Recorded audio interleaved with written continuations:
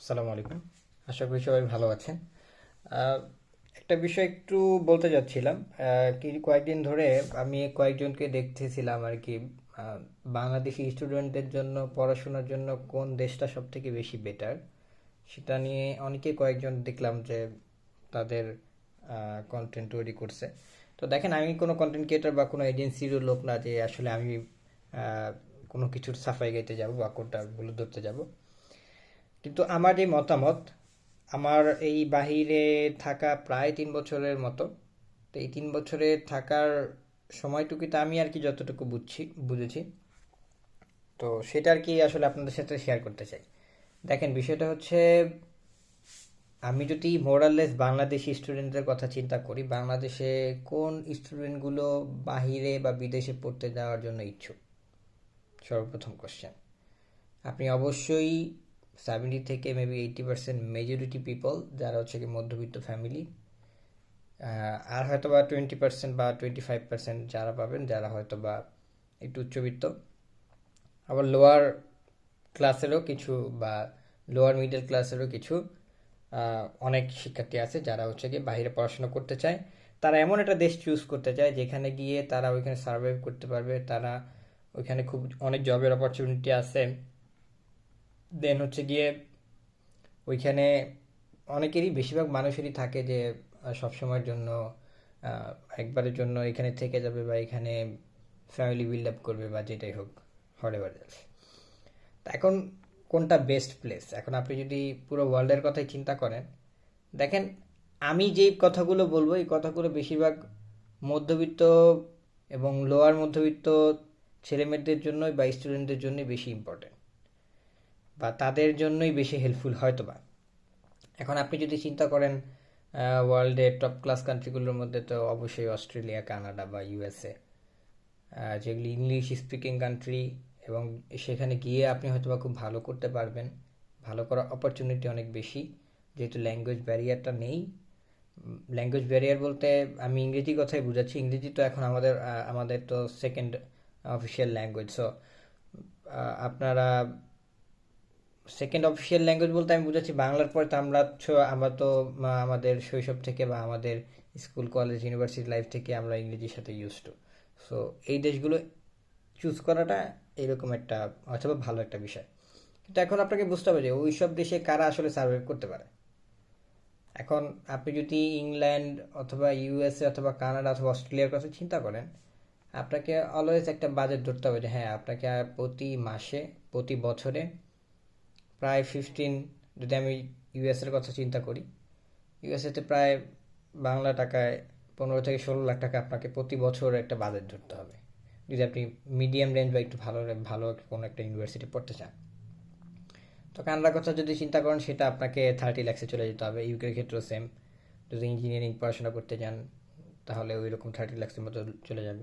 অস্ট্রেলিয়ার ক্ষেত্রেও অনেকটা সেম।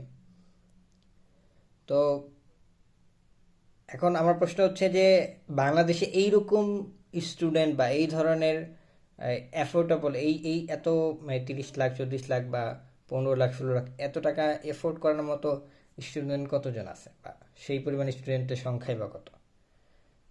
আমার কাছে মনে হয় যতটুকু, যে সেই পরিমাণ স্টুডেন্টের সংখ্যা খুব কম। তো এখন আসে যারা হচ্ছে মিডিয়াম রেঞ্জের দিকে। তো আমি আসলে মূলত তাদেরকেই ফোকাস করে কথাটা বলছি। তাদেরই আমি দেখি বেশিরভাগ মানুষই তারা বিভিন্ন গ্রুপে কমেন্টস করে বা বিভিন্ন গ্রুপে পোস্ট করে যে কোন দেশ ভালো হতে পারে বা এই দেশ ভালো হতে পারে কিনা। এখন আমার প্রশ্নটা হচ্ছে আপনি যেখানেই যান না কেন, আপনার সেইখানের পরিস্থিতিটা বোঝা দরকার। আপনি যদি ইউএসএ যান, আপনাকে বুঝতে হবে, যেমন একটা স্টুডেন্ট এখানে লিগ্যাল ওয়েতে কিন্তু কাজ করার কোনো সুযোগ থাকে না। আপনি যদি এখানে পড়াশোনার জন্য যান, আপনি কিন্তু আনটিল আনলেস আপনি পড়াশোনা শেষ করবেন, তারপরে একটা কি যেন একটা থাকে ওদের, ওইটা পড়াশোনা শেষ করার পরে গিয়ে হয়তো বা আপনি অফিসিয়াল কোনো জব টবের জন্য আপনি অ্যালাউড। কিন্তু এখন আপনি, সবাই জব করতেছে, এমন না যে কেউ করতেছে না, সবাই নিজের খরচ ম্যানেজ করতেছে, কিন্তু ইটস নট ইজি। এখন আপনি যদি চিন্তা করেন যে আমি পড়াশোনা করব, আসলেই খুব ভালো পড়াশোনা করব, তাদের জন্য কতটুকু এই বিষয়টা ঠিক? তাদের জন্য হয়তোবা ফ্যামিলি সাপোর্ট করবে, তখনই হয়তোবা তাদের জন্য ইউএসএ অনেক বেটার। ইউএসএ পড়াশোনার মান নিয়ে তো আর কারো কখনো প্রশ্ন নাই। তো কানাডার ক্ষেত্রে ঠিক সেম। এখন আপনি যদি চিন্তা করেন যে ভাই আমি প্রথম বছরে টাকা পয়সা হয়তো আমি কোনোভাবে ম্যানেজ করে গেলাম, কিন্তু তারপরে আমি কীভাবে ম্যানেজ করব? তারপরে আপনাকে ওইখানে আপনি এত টাকা এফোর্ড করতে পারবেন কি না? তো ওইখানে আপনি পড়াশোনা করে, কাজ করে, it's not bro too hard, it's too hard. ঠিক সেম হচ্ছে কি অস্ট্রেলিয়ার ক্ষেত্রেও আপনি বলতে পারবেন, ইভেন ইংল্যান্ডের ক্ষেত্রেও আপনি বলতে পারবেন। তো এখন আসলে আমি কোন দেশটাকে ফোকাস করতে চাই? আমার প্লেন অ্যান্ড সিম্পল পয়েন্ট বিষয়টা হচ্ছে গিয়ে, আমি যদি চিন্তা করি একদম লোয়ার মিডিল ক্লাস যারা হচ্ছে গিয়ে, যাদের 7 লাখ 8 লাখ টাকা বাজেট আছে, তাদের জন্য ইউরোপের অনেক কান্ট্রি আছে যারা খুব ভালো। এখন যদি আপনি চিন্তা করেন অল অফ দ্য মানে বেস্ট পয়েন্ট, বেস্ট কারা অ্যাকচুয়ালি যদি আপনি চিন্তা করেন, আমার মতে সব থেকে বেস্ট হচ্ছে জার্মানি পড়াশোনার জন্য। এর কারণ, অনেক কারণ আপনি বলতে পারবেন, অনেক কারণ। কারণ আপনি যদি জার্মানের পড়াশোনার কম্পেয়ার করেন পৃথিবীর কোনো দেশের সাথেই, মানে অনেক ভালো ভালো দেশ বা ইউএসএ বা কানাডা তাদের বা ইউকে থেকে কোনো অংশেই পিছিয়ে নেই। তাদের পড়াশোনা ইনোভেশনের মান অনেক অনেক অনেক ভালো। হ্যাঁ, তাদের কি ল্যাঙ্গুয়েজ ব্যারিয়ার আছে? ল্যাঙ্গুয়েজ ব্যারিয়ার তো অবশ্যই আছে, যেহেতু জার্মানরা ওদের ল্যাঙ্গুয়েজ নিয়ে অনেক সেন্সিটিভ, ল্যাঙ্গুয়েজ ব্যারিয়ার আছে। কিন্তু তার মানে এইটা না যে ওরা ইংরেজি পারে না বা ইংরেজি বলে না। হয়তোবা সেই এই জিনিসগুলো হতো আগামী গত 10 বছর বা 15 বছর আগে, এই জিনিসগুলো হতো। এখন সেই জিনিসগুলো খুব কম। এখন অনেক ওরা ইন্টারন্যাশনাল ফ্রেন্ডলি। আর ওদের এখানে যেই পরিমাণ জব আছে, আপনি ইউরোপের কোনো দেশ দেখাতে পারবেন না যে জার্মানির থেকে বেশি জব অপরচুনিটি ওই ইউরোপিয়ান দেশে আছে। একদম ড্যাম শিওর। এটা আপনি ইউকের কথা বলেন, ইভেন অন্য কোনো দেশের কথাই আপনি বলতে পারবেন না। জার্মানিতে যেই পরিমাণ টেকনিক্যাল ফিল্ডে জব আছে, যেই পরিমাণ টেকনোলজিতে ওরা আগানো, তো এখানে ইঞ্জিনিয়ারদের জন্য অনেক বড় একটা অপরচুনিটি এই এই জার্মানিতে আসা। তো এই হলো একটা বিষয়। এখন খরচের যে বিষয়টা আসে, বাংলাদেশের সবার ক্ষেত্রে তো খরচটা অনেক একটা ইম্পর্টেন্ট বিষয়, প্রত্যেকটা স্টুডেন্টের ক্ষেত্রে। তো খরচটা হচ্ছে গিয়ে, দেখেন, আপনাকে প্ল্যান করতে হবে বা আপনাকে চিন্তা করতে হবে, যদি আপনি জার্মানির মতো দেশে আসতে চান, আপনাকে চিন্তা করতে হবে যে আপনি যদি জার্মানিতে আসলেই যেতে চান, আপনাকে এখন যেহেতু বাংলাদেশে ভিসা অ্যাপয়েন্টমেন্ট পাওয়াটা অনেক একটা টাফ বিষয়, আপনাকে 2 থেকে 3 বছর আগেই আপনাকে প্ল্যান করতে হবে। যেমন যদি কেউ চিন্তা করে যে আমি ইন্টার পড়াশোনা করে আসবো, তো ইন্টার ফার্স্ট ইয়ার বা অথবা ইন্টার শুরুর সময় থেকেই তাকে প্ল্যান করতে হবে। তাকে একটা অ্যাপয়েন্টমেন্ট নিয়ে রাখতে হবে 2 বছর আগেই। তারপরে গিয়ে হচ্ছে গিয়ে, বা যেহেতু বাংলাদেশে ব্যাচেলরের ক্ষেত্রে হচ্ছে গিয়ে 13 বছর স্কুলিং লাগে জার্মানির ক্ষেত্রে, তো সে 1 বছর পড়াশোনা করবে ইউনিভার্সিটিতে। ওই 1 বছর পড়াশোনা শেষের পরে তার একটা অ্যাপয়েন্টমেন্ট মানে ডেট আসবে, এইরকম একটা ক্যালকুলেশন করে 2 থেকে 3 বছর, 2 থেকে 2.5 বছর আগেই তাকে সেই প্রিপারেশন নিয়ে অ্যাপয়েন্টমেন্ট নিয়ে রাখতে হবে। এটা হচ্ছে একটা বিষয়। যদি এটা কেউ করতে পারে, জার্মান ইউনিভার্সিটিগুলোতে চান্স পাওয়া যে অনেক বেশি টাফ বিষয়টা কিন্তু এমন না।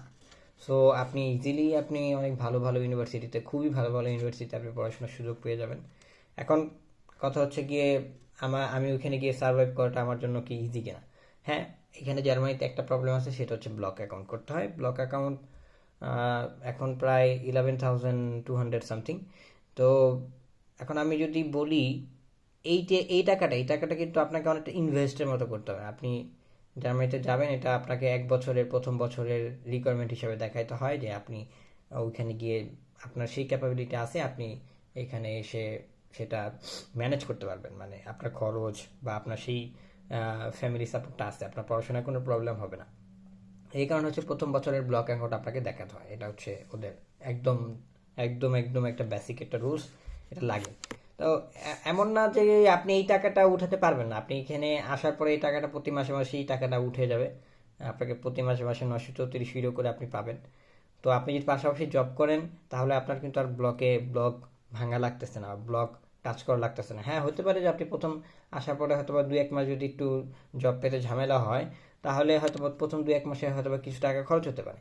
কিন্তু আপনি এখানে যদি কোনো একটা জব ম্যানেজ করতে পারেন, অবশ্যই আপনি ম্যানেজ করতে পারবেন। কেউ নাই একদম ছোট ছোট সিটিগুলোতেও, যেই সব সিটিগুলোতে অনেক ইন্টারন্যাশনাল নাই, সেই সব সিটিগুলোতেও মানুষ জব ম্যানেজ করে থাকতেছে। তো তারা কখনোই, তাদের আমি শুনিনি বা দেখিনি যে তারা হচ্ছে নিজেদের ব্লক অ্যাকাউন্ট থেকেই তারা চলতেছে। হয়তোবা 2-1 মাস চলতেছে, তো হয়তোবা অনেকের ক্ষেত্রে ভিন্ন কেস হতেই পারে। কিন্তু মোরালে যদি আপনি চিন্তা করেন, এটা জার্মানিতে খুবই খুবই পসিবল। আপনি এখানে আসার পরে নিজের খরচ নিজেই মেনটেন করবেন এবং নিজের সম্পূর্ণ ব্লক অ্যাকাউন্টের টাকা সম্পূর্ণভাবেই সেটা আপনি আহ, আবার উঠে নিতে পারবেন। আপনি যদি কারো থেকে নিয়ে আসেন ও দেশে থেকে, আত্মীয় স্বজন থেকে, সেটা আপনি আবার পাঠিয়ে দিতে পারবেন। তো এই হলো এক বিষয়। আর পড়াশোনার ক্ষেত্রে তো undoubtedly German one of the best. এখন আপনাকে দেখতে হবে যে পড়াশোনার পরে আসলে জার্মানিতে কিভাবে কীরকম ফ্যাসিলিটি থাকে। ইউরোপের অন্য অন্য দেশের থেকে, বা ইভেন আমি যদি ইউএস এর সাথেও তুলনা করি, আমি কানাডার সাথে তুলনা করব না, অস্ট্রেলিয়ার সাথে তুলনা করব না, কারণ ওদের দেশটা অনেক বড়। ওরা, আমি যতটুকু জানি, আমার হয়তো ইনফরমেশনে ভুল থাকতে পারে, ওরা 2-1 বছর 3-4 বছরের মধ্যে আপনি ওইখানে পিআরের জন্য বা ওইখানে কাগজের জন্য আপনি রেডি হয়ে যাবেন। কিন্তু জার্মানিতে বিষয়টা হচ্ছে যে আপনি 3 বছর পরে ওইখানেও পসিবল। কিন্তু সেই বিষয়টা কি, আপনি 3 বছর পরে আপনি কোনো একটা প্রফেশনাল জবে ঢুকলেন, এখানে প্রফেশনাল জব অনেক অনেক অ্যাভেলেবেল, আসলেই বিষয়টা এমন। কিন্তু আপনাকে তো পড়াশোনা শেষ করতে হবে, পড়াশোনা শেষ করাটাই সবথেকে বড় চ্যালেঞ্জের বিষয়।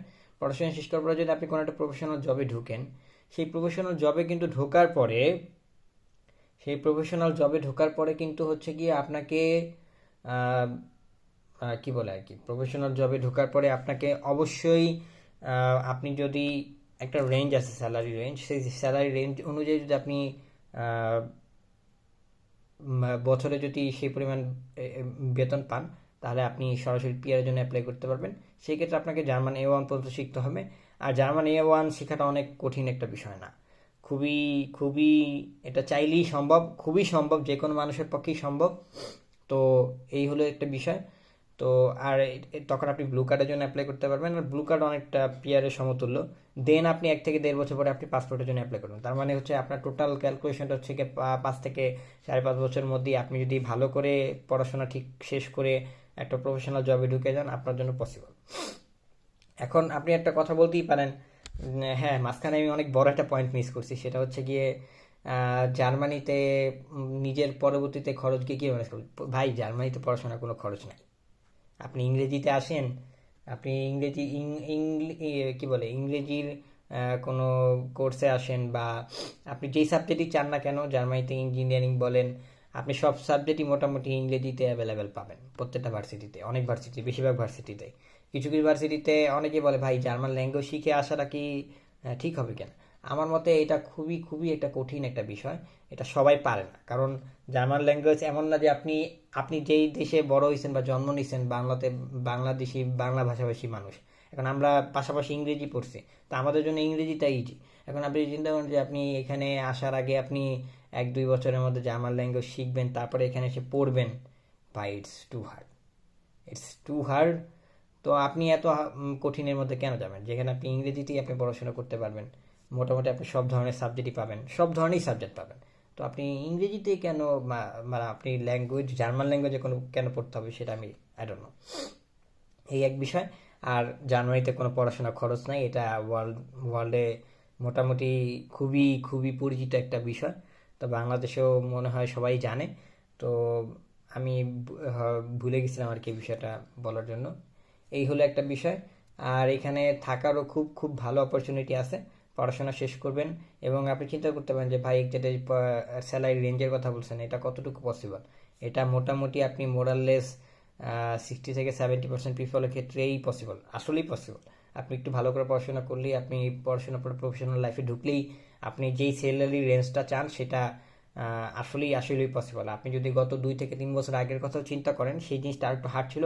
এই বছর মার্চ মাসে কিন্তু অনেক রুলস রেগুলেশন চেঞ্জ হয়েছে, ইমিগ্রেশন রুলস রেগুলেশন, সেইগুলো চেঞ্জ হওয়ার কারণে কিন্তু আরও অনেক কিছু হয়ে গেছে। আগে যেমন হচ্ছে গিয়ে একটা ইঞ্জিনিয়ারিং সেক্টরের জন্য সেটা প্রায় বছরে হচ্ছে গিয়ে 40,000 ইউরো সামথিংয়ের মতো আপনাকে থাকতে হতো, বা 48 বা সামথিংয়ের মতো থাকতে হতো। এখন সেটা কমিয়ে 40 থেকে 44-এর মতো করছে। তো আপনাকে বুঝতে হবে এইগুলো কেন করতেছে, কারণ জার্মানিতে প্রচুর প্রচুর প্রচুর পরিমাণে স্কিলফুল লোকের দরকার।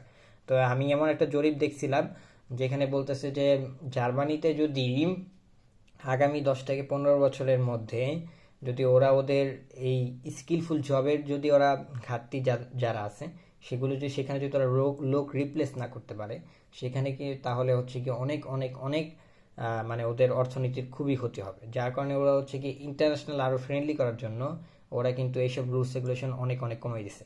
এখন যেমন এই মার্চ মাস থেকেই এখন যে কোনো একটা স্টুডেন্ট চাইলেই হচ্ছে গিয়ে প্রায় মোরাললেস প্রতি মাসে 95 ঘন্টার মতো করে কাজ করতে পারে। তো আগে যেটা ছিল 80 ঘন্টা, এখন আপনি চিন্তা করবেন 80 ঘন্টা কি আপনার জন্য এনাফ? ভাই, এখানে 10 ঘন্টা কাজ করা মানেই আপনার জন্য অনেক অনেক অনেক অনেক বড় একটা সুবর্ণ সুযোগ। কারণ এখানে 10 ঘন্টা যে পরিমাণ আর্নিংটা করা যায়, হ্যাঁ খরচটা যেমন বেশি।